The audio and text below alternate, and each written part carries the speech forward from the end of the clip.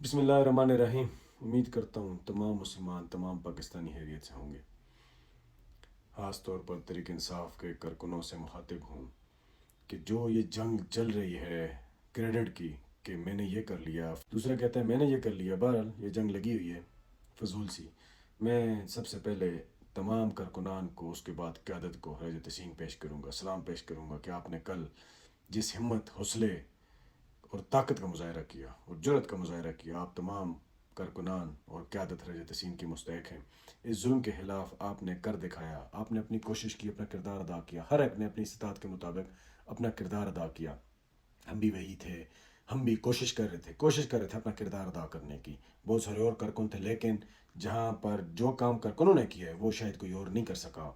कारकुनों का मकसद सिर्फ इमरान खान का नज़रिया है, इमरान खान की रिहाई है, ये नज़र आ चुका है हमें। क़यादत ने भी कोशिश की है, काफ़ी हद तक उन्होंने हमें मुतमईन किया, वरना इनसे हम बिल्कुल नाला हो चुके थे।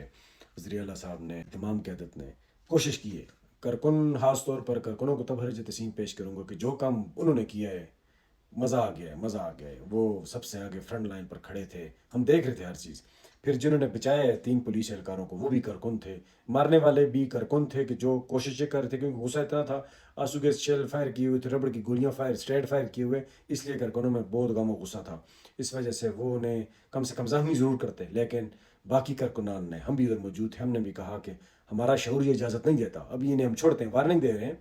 इसके बाद अगर कोई पुलिस एहलकार समझता है कि हम लोग हक पे डटे हुए हैं, हक पर खड़े हुए हैं, जुल्म के खिलाफ खड़े हैं, तो अपनी नौकरियां छोड़ दो। दोबारा शायद हम लिहाज ना कर सकें, हमारी गैरत ये गवारा ना करे कि हम आप लोगों के साथ लिहाज करें, लेकिन उधर किया, लिहाज किया, उन्होंने छुड़वाया। वज़ीर आला साहब का भी पैगाम आ गया, उनकी गाड़ी बल्कि आ गई, हम लोग उधर ही खड़े थे। उन्होंने उन्हें रेस्क्यू किया, बचाया। बहरहाल ये शऊर की निशानी है कि ज़्यादा कारकुनान बचाने वाले थे। तमाम कारकुनों और क़यादत से अपील करूँगा कि आगे जो एहतजाज भी करना है हिकमत अमली के साथ, डंडे का जवाब डंडे से देंगे, आंसू गैस शेल का जवाब आंसू गैस से देंगे।